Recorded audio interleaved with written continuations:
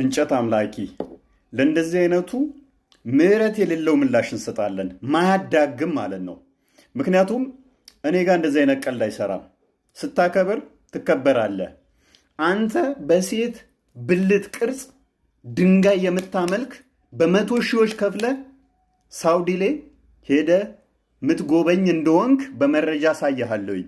ድንጋይ አምላኪ መሆነን ያውም ጥቁር ድንጋይ እንደምታመልክ ማለት ነው።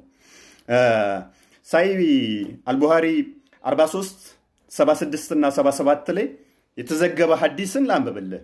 እንደዚህ ይላል፣ we used to worship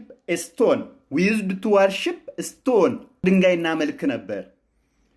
and when we found a better stone than the first one ከመጀመሪያው የተሻለ ድንጋይ ስናገኝ we would throw the first one የመጀመሪያው ምን እናደርገዋለን? እንጥለዋለን። and take the latter እና ሁለተኛውን እንይዛለን።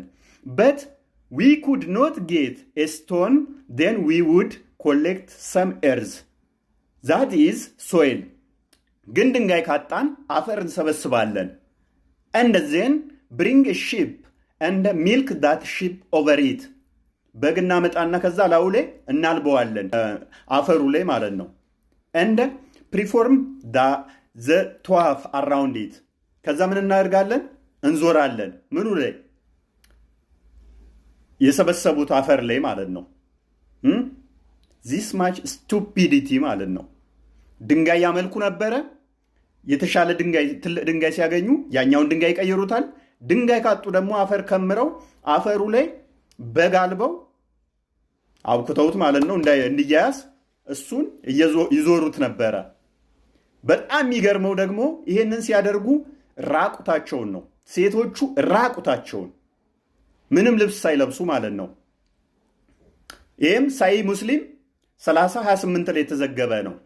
during the pre-Islamic days women circumambulated the Kaaba naked. how they circumambulated? naked ራቁታቸውን። እሺ ሙሐመድ ከመዲና ወደ መካ ሲገባ ምንድን ነው ያደረገው? ሙሐመድ ከመካ ወደ መዲና ከስደት በኋላ ሲመለስ ያደረገው 360 ድንጋዮችን ጣዖቶችን መሰባበር ነበረ። ይህም በቡሃሪ 24:78 ላይ የተዘገበ ነው። ግን ጥቁሩን ድንጋይ ካባን ትቶላችኋል። ይህንን ካባ ልክ መካ ሲገባ ሙሐመድ ምን ያደርግ ነበር? ይስመው ነበረ።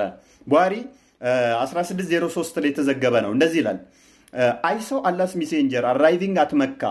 He kissed the black stone corner first ይላል። በመጀመሪያ እንደገባ መካ ምንድን ነበር የሚያደርገው? ጥቁሩን ድንጋይ መሳም ነበር።